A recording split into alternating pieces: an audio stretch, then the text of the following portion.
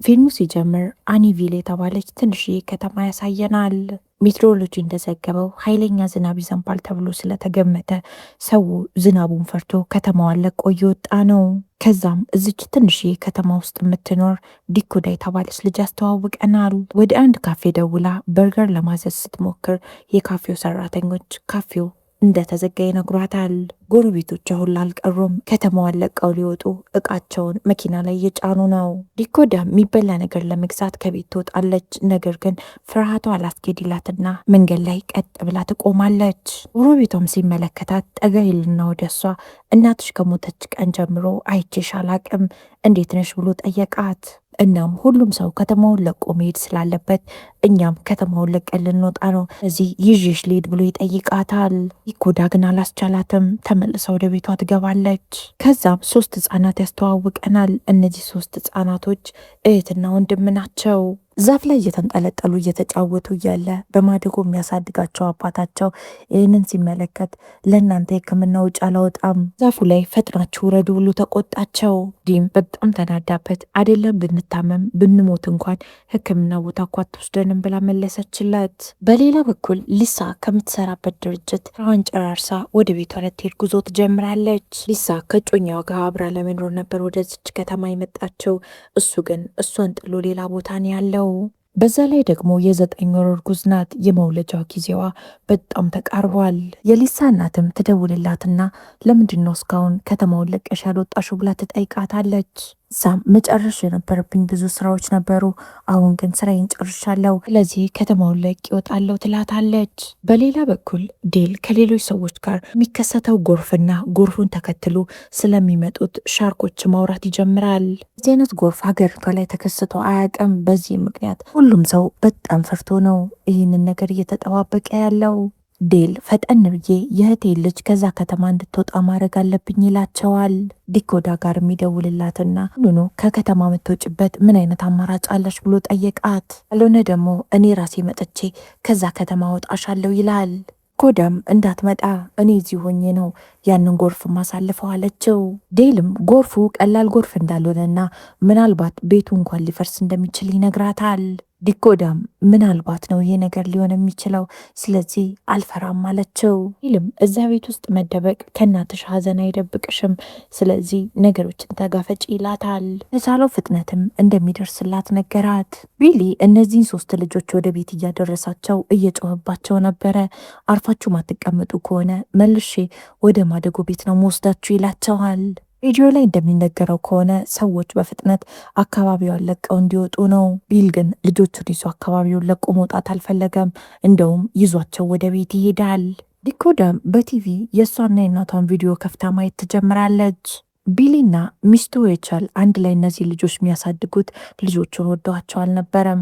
መንግስት የሚሰጣቸው ጠቀም ያለ ገንዘብ ስላለ ያንን ገንዘብ ለመውሰድ ብቻ ብለው ነው። ከልጆቹ መሃል ዲ ትመጣና ርቦናል ብላ ለሬቸል ትነግራታለች። ዲ ጠረጴዛ ላይ ስጋ ተቀምጦ ስላየች ትሰጠናለች ብላ ነበር ያሰበችው። ሬቸል ግን ዳቦ ተወረውርላትና ብሉ ብላ ነገረቻት። ዛም በምንም አይነት ሁኔታ ወደዚህ ክፍል እንዳትገቡ ብላ ነገረቻቸው። ሊሳ ዝናቡ ኃይለኛ ስለሆነባት መንዳት አልቻለችም። በዚህ ምክንያት የሆነ የምትጠለልበት ቦታ እየፈለገች ነው። ነገር ግን ከተማው ውስጥ ምንም ሰው አላገኘችም። ሊሳም የህመም ስሜት እየተሰማት ስለነበረ ራሷን ለማረጋጋት ዘፈን ትከፍታለች። አውሎ ንፋሱ ቀስ በቀስ የቤቶቹን ጣሪያ እየነቃቀለ እየወሰደ ነው። ከተማው ውስጥ ያለው የኤሌክትሪክ መስመር ሙሉ ለሙሉ ይበላሽና ማብራትም ይጠፋል። ባህሩ ሙሉ ለሙሉ ከተማዋን እያጥለቀለቀት እየመጣ ነው። ሊሳን ከሷ ተቃራኒ የሚጓዝ አንድ የከባድ መኪና ሹፌር ያገኛትና አዙሪው መኪናሽን ጎርፉ ወደዚህ አቅጣጫ እየመጣ ነው ይላታል። ዛም እሱ እንዳላት መኪናዋን አዙራ ብዙም ሳትጓዝ ፊት ለፊቷ ዛፍ ይወድቃል። ዛፉንም ለማለፍ በምትሞክርበት ሰዓት እዛው መኪናዋ ተቀርቅራ ቀረች። የዚህ የከባድ መኪና ሹፌርም ጎርፉ ሳይደርስበት ፈጠን ብሎ አካባቢውን ለቆ ለመውጣት ይሞክራል። ነገር ግን እሱም ብዙም ሳይርቅ ጎርፉ ደረሰበት። ዲኮዳም ከባድ የውሃ ድምፅ ስትሰማ መስኮቷን ከፈት አድርጋ መመልከት ትጀምራለች። ጎርፉ በጣም ኃይለኛ ስለነበር በርና መስኮቷን አልፎ ወደ ቤት ወደ ወደ ውስጥ መግባት ይጀምራል። እነዚህ 3 ህጻናት ይሄ የጎርፍ ውሃ ወደ እነሱ ቤት ሲመጣ እየተመለከቱ ነው። እናም ቀጥታ የቤቱን መስታወት ሰብሮ ወደ ውስጥ ይገባል። ኃይለኛ ጎርፍ የሊሳ መኪና ያንቀሳቅሰውና አሁንም በድጋሚ ወስዶ ከዛፍ ጋር ያላትመዋል። ዛፉ ቅርንጫፎችም መስታወቷን ሰብሮ ገብቶ እንዳትንቀሳቀስ አድርጎ ያዛት። ያ ከባድ መኪና ሲነዳ የነበረው ሰውዬ ውስጡ የጫነው በጣም ብዙ ስጋ ነበር። መኪናውም ሄዶ ከቆመ ሐውልት ጋር ሲጋጭ ስጋው ውሃ ውስጥ መግባት ይጀምራል። ይህም ስጋ ሻርኮቹን እንዲጠራቸው ምክንያት ሆነ። 2 ሰዎችም ትንሽ ጀልባ ላይ ቁጭ ብለው ከአካባቢው ለመራቅ እየሞከሩ ነበር። በዚህ ሰዓት ነው የሊሳን ጩኸት የሰሙት። አንደኛው ፈጠን ብሎ ወደ ውሃው ይገባና የሊሳን ድምፅ ወደ ሰማበት አቅጣጫ መጓዝ ይጀምራል። ዛም እንዲሁ በቀላሉ ከመኪናዋ ውስጥ መውጣት እንደማትችል ሲገነዘብ ምንም አታስቢ፣ የዛፉን ቅርንጫፎችን ምንቆርጥበት ነገር እንፈልጋለን አላት። ጓደኛውን ይጠራውና መቁረጫ ነገር ይዘህና ብሎ ነገረው።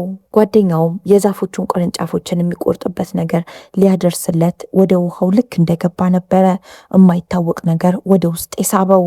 ስካትም በጣም ደንግጦ ጓደኛውን መጥራት ይጀምራል። እዛም ሊሳ ካለችበት አካባቢ ጓደኛውን ለመፈለግ ጓደኛው ወደ ውስጥ ወደሰመጠበት ቦታ ይጓዛል። እዛም አንድ ሻርክ ጂሚን እየጎተተ ይዞት ይሄዳል። ዲኮዳም በቤቷ መስኮት ሁሉንም ነገር እየተመለከተች ነበረ። አሳ ነባሪ አለ እያለች እየጮኸች ያለውን ነገር ልታሳውቃቸው ትሞክራለች። ከባድ መኪና ሹፌሩም ልክ ከመኪናው እንደወረደ ነበረ ሻርኮች መጥተው ይበሉት። ናትም ለማምለጥ እድሉን አላገኘም። አሳ ነባሪዎቹ እሱንም ይበሉታል። ጌል አካባቢዋ ላይ ስለተፈጠረው ነገር ዜና ሲዘግም እየተመለከተ ነው። እህቱ ልጅ ነገር በጣም አሳስቦታል። ከተማዋ ሙሉ ለሙሉ በጎርፍና በባሩ ውሃ ተውጣለች። ጥያቄው እንዴት አድርጎ ነው ልጅ የሚያድናት ነው? ሴተኞችም እሱ ወደዛች ከተማ እንደሚሄድ ሲገነዘቡ አብረውት ለመሄድ ይወስናሉ። በሌላ በኩል ቢሊና ሪቻል ልጆቹን ቤት ውስጥ ጥለዋቸው መኪና አስነስተው ለማምለጥ ያስቡና ወደ መኪና ማቆሚያው ይሄዳሉ። በዚህ ሰዓት ነው ህፃናቶቹ ሻርክ የተመለከቱት። ሊም ልክ መኪናውን ሊከፍት ሲል ሻርክ ኬት መጣ ሳይባል እጁን ይነክሰዋል። ይሄ ራሱ ሻርክ ተመልሶ ሄዶ ሚስቱን ሪቻልን ይበላታል። እዚህ 3 ህፃናት ቤት ውስጥ ሆኖ መስታወት እየደበደቡ በጣም ደንግጠው ይጮሃሉ። ከውጭ ሆኖ ድንጋጤያቸውን ተመልክቷል። ነገር ግን ያን ያህል የነሱ ጉዳይ አላስጨነቀውም። አሁንም ተመልሶ በድጋሚ መኪናውን ለመክፈት ሲሞክር ይህ አሳ ነባሪ አሁንም በድጋሚ ነክሰዋል። ሪቸል እንዴትም ብላ እየተጎተተች ወደ ቤት ለመግባት ትሞክራለች። ሻርኩ ግን እድሉን አልሰጣትም፣ ገደላት። ሊሳ እዚህ የተቀረቀረ መኪና ውስጥ ሆና ከመጮህ ውጪ ምንም አማራጭ የላትም። ወዳም ቤት ውስጥ ሆና እርዳታ ለማግኘት ፖሊስ ጋር ለመደወል ትሞክራለች። የሊሳን ህይወት ለማዳን ብትሞክርም እንዴት አድርጋ ታድናታለች? አካባቢውን በጠቅላላ ሻርክ ተቆጣጥሮታል። ጎርፉም አንድ ቆርቆሮ ይዞ ይመጣና አምጥቶ የዲኮዳ ቤት ፊት ለፊት ያቆመዋል። ሊሳም እባክሽ እርጉዝ ነኝ፣ በቻልሽው አቅም እርጅኝ እያለች ዲኮዳን ትማጸናታለች። ዲኮዳም በዚች እርጉዝ ሴት መጨከን ቢያቅታት በመስኮት ትወጣና እሷን ለማዳን ጉዞ ትጀምራለች። ከዛም መኪኖችና የቤት ቆርቆሮዎች ላይ በመንጠልጠል በስተመጨረሻም የሊሳ መኪና ጋር ትደርሳለች። እናም የላይኛውን ሸራ ቀዳ እንድትወጣ አረገቻት። ከዛም ይዛት ወደ ቤት መጣች። ከኔል ጋር አብረውት የነበሩ ሳይንቲስቶች የሚከታተሏት አንድ አሳ ነባሪ የዲኮዳ ቤት አካባቢ እንዳለች ይነግሩታል። እነዛ 3 ህፃናቶች ቤቱ በውሃ እየተሞላ እየመጣ ነው። አማራጭ ቢያጡ ጠረጴዛ ላይ ቆመዋል። ቤታቸውን የተለያዩ አሳ ነባሪዎች እየተሽከረከሩት ስለሆነ የቤቱን በር ለመዝጋት ይወስናሉ። ዲም በሩን ለመዝጋት የኪችን ካቢኔቱ ላይ ትቆምና በሩን ለመዝጋት ትሞክራለች። ነገር ግን ልክ እሷ በሩን ስትይዘው ነበረ ሻርኮቹ ወደ ውስጥ መግባት የጀመሩት። ሮንም ፈጠን ብሎ እሷ ወዳለች ቤት ትሄድና ወደ ኋላ ጎትቶ ያድናታል። ጎርፉ አንድ በጣም ትልቅ ዛፍ ያመጣና ወስዶ ከዲኮዳ ቤት ጋር ያጓጫዋል። ዲኮዳ በመስኮቷ ስትመለከት አካባቢዋ ላይ ያሉ ቤቶች በጠቅላላ አንድ በአንድ እየፈረሱ ነው። ሊሳም ዲኮዳን ስለ ህይወቷ ስትጠይቃት አባቴ በጣም ልጅ እያለውን የሞተው፣ እናቴ ደግሞ በቅርቡን የሞተችው አለቻት። ሊሳም ስለ ራሷ ነገረቻት። እኔ ተወልጄ ያደግኩት ኒውዮርክ ነው። ጎርፍ የሚባል ነገር አጋጥሞኝ አያውቅም። ይሄ በህይወቴ ለመጀመሪያ ነው አለቻት። እና ምናልባት ሄሊኮፕተር ወደዚህ አካባቢ የሚመጣ ከሆነ ጣሪያ ላይ የእርዳታ ምልክት እናስቀምጥ ትላታለች። የዛኑ ቅስፈት ምጥ ይጀማምራትና መንቆራጣት ጀመረች። በሌላ በኩል እነዚህ ህፃናቶች እንዴትም ብለን ከዚህ ቤት መውጣት አለብን እያሉ ነው። ምክንያቱም ቀስ በቀስ ቤቱ በውሃ እየተሞላ እየመጣ ነው። ከዚህ ቤት ለመውጣት ደግሞ የአሳ ነዋሪዎቹን ትኩረት የሚስብ ነገር ያስፈልጋቸዋል። ዲኮዳ ቤት ውስጥ ያሉትን ልብሶች በመጠቀም ጣሪያ ላይ እርዱኝ የሚል ጽሑፍ ትጽፋለች። ሊሳ በስተመጨረሻ ምጧ እንደመጣ ለዲኮዳ ነገረቻት። እናም እግሬን ከፍተልሻለሁ ልጄ ምን ያህል እንደመጣ ተመልክተሽ ንገሪኝ አለቻት። ሊሳም እግሯን ከፍታ አልጋ ላይ ትተኛና ዲኮዳ እንድትመለከት ታረጋታለች። ዲኮዳ ባየችው ነገር በጣም ነበር የደነገጠችው። የሆነ ጭንቅላት ነገር ይታየኛል አለች። ዴል ሌላ ቦታ ካሉ መንገድ ከሚመራቸው ሰዎች ጋር የሚገናኙበት መስመር ይቋረጥባቸዋል። አንደኛው ጋዜጠኛ ዴልን እርግጠኛ ነህ ይሄ መንገድ አስጊ አይደለም ብሎ ይጠይቀዋል። ዴልም እኔ ምንም እርግጠኛ አይደለሁም፣ አንዴ ወደ ውሃው ከገባን ሻርኮች እንዳሉ መርሳት የለብንም አለው። ወደ ከተማዋ ለመግባት 100 ማይል ብቻ ነው የቀራቸው። እነዚህ 3 ህጻናት ቤት ውስጥ እነዚህ ሻርኮች ሲንገዋለሉ ዝም ብሎ ከማየት ውጪ ሌላ ምንም የሚያደርጉት ነገር የለም። በዚህ መሃል ነው በማደጎ የሚያሳድጋቸው ቢሊ ከኋላቸው መጥቶ ያስደነገጣቸው። አንድ እጁን አሳ ነባሪዎቹ ጎምጠውታል። ውሃው የነዲኮዳን ቤት እየሞላ እየመጣ ነው። አሁኑኑ በፍጥነት ቤቱን ለቀው መውጣት አለባቸው። ነገር ግን ሊሳ አሁንም ድረስ ልጁን አልወለደችውም። እየተንኮራጠጠች ነው በስቃይ። ሆዷ ውስጥ ላለው ልጅ ትነግረዋለች። አሁን ምንም ሰላም አይደለም፣ አሁን ላይ መውጣት የለብህም ትለዋለች። ዲኮዳም ስቃዩን ስትመለከት በጣም ታዝንና ማልቀስ ጀመረች። ግን የግድ ራሷን አረጋግታ የሆነ ነገር ማድረግ አለባት፣ አለበለዚያ እቺ ሴት መሞቷ ነው። ሊሳም ህመም ማስታገሻ መድኃኒቶች ስለፈለገች ዲኮዳም መድኃኒት ፈልጋ ሰጠቻት። ነገር ግን 1 ፍሬ ብቻ ነበር ያለው። ህፃናቶቹን ቢሊን ሲመለከቱት እናቃለን፣ እኛን ጥለ ለመሄድ ነበር ያሰብከው አሉት። ቢሊም እናንተን ጥዬ ለመሄድ አልነበረም፣ እርዳታ ይዤ ለመምጣት ነበር። አሁን ግን እናንተ ለእኔ እሱም ማድረግ አለባችሁ፣ እርዳታ ፈልጉልኝ አላቸው። እናም ሞኝ ናቸው ብሎም ስላሰበ ሻርክ ህፃናትን አይበላም ይላቸዋል። እናንተን ሽታም ሆነ ጣዕም አይወዱትም፣ ስለዚህ በአሳ ነዋሪዎች አትበሉም ይላል። በዚህ ሰዓት ነው መንግስት ለቢሊ የላከለትን ደብዳቤ ያገኙት። እናም ፖስታውን ከፍተው ሲመለከቱት በጣም ብዙ ብር ነው በእነሱ ስም ከመንግስት የሚቀበለው። እነሱም በጣም ተናደውበት ለእኛ የሚላከውን ብር ሁሌ እየወሰድክ ነው ለካስ ልታስርበን ይኖር ከዋሉት።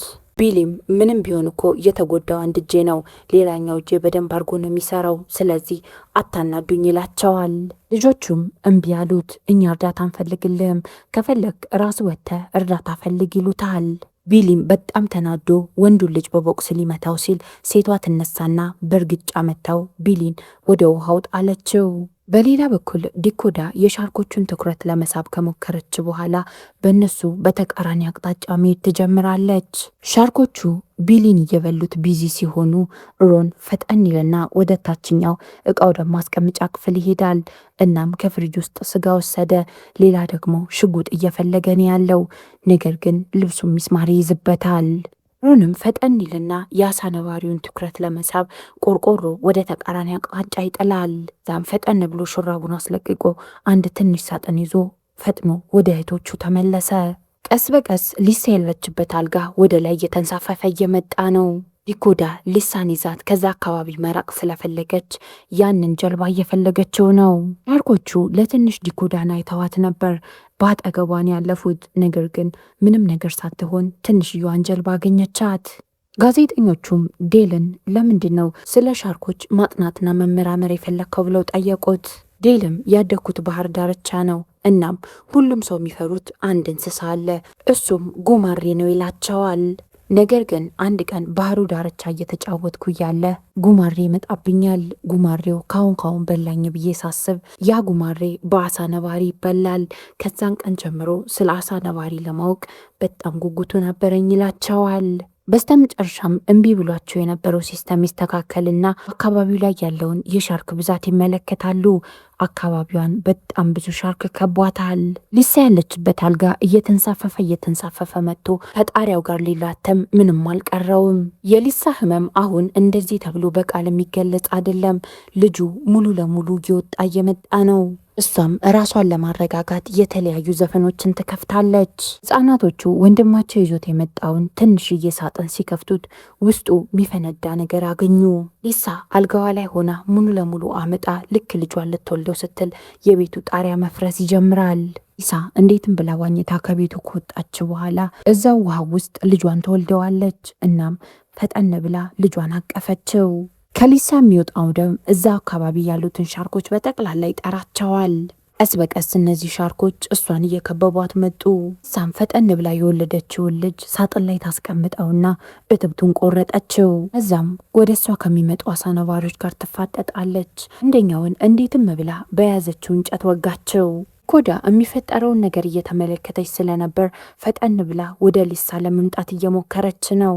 እዚህ መሃል አንድ ሻርክ ወደ ሊሳ ሲመጣ ትመለከትና ባገኘችው ሽጉጥ ተኩሳ ትገለዋለች። በሌላ በኩል እነዚህ ህጻናት ከፍሪጅ ውስጥ ያወጡትን ስጋ ሙሉ ለሙሉ ባገኙት ፈንጅ ነገር ከበውት በፕላስተር ካያያዙት በኋላ ይለኩሱታል። እናም ወደ ውሃው ወረወሩት። ሻርኩ ይህንን በልቶ እንዲፈነዳ ነበር ያሰቡት። ቢጠብቁት ሻርኩ አልመጣም ይላቸዋል። እነሱም የውሃ እንቅስቃሴ እነሱ እንደሚጠራ ስላወቁ ውሃ ውስጥ ገብተው ውሃውን ማንቦራጨቅ ይጀምራሉ። ዲኮዳ ትንሿ ጀልባ ውስጥ ሆና ከሊሳ ልጁን ልትቀበለው ስትል ሻርኩ ጀልባውን ይነካውና ይገለብጥባቸዋል። እዚህ ሰዓት ነው ዴል የደረሰላቸው። እነዚህ 3 ህጻናት እንዳቀዱትም ከአንድም 2 አሳ ነባሪዎችን ያፈነዳሉ። በዚህም በጣም ነበር የተደሰቱት። ዴልም ዲኮዳንና ሊሳን ያድናቸዋል። ህፃኑ ምንም አልሆነም። እነዚህም 3 ህጻናት ከቤት ይወጡና እርዳታ የሚያገኙበት ቦታ ይሄዳሉ። የዚህ ፊልም ታሪክ እዚህ ላይ ያበቃል። ስለ ፊልሙ ያላችሁን ሀሳብና አስተያየት ኮመንት ላይ አስቀምጡልኝ። እስካሁን አብራችሁኝ ስለቆያችሁ በጣም ነው ማመሰግነው። ነገ በተመሳሳይ ሰዓት በሌላ ፊልም እስከምንገናኝ ድረስ የነገ ሰው ይበለን። እወዳችኋለሁ። ቻው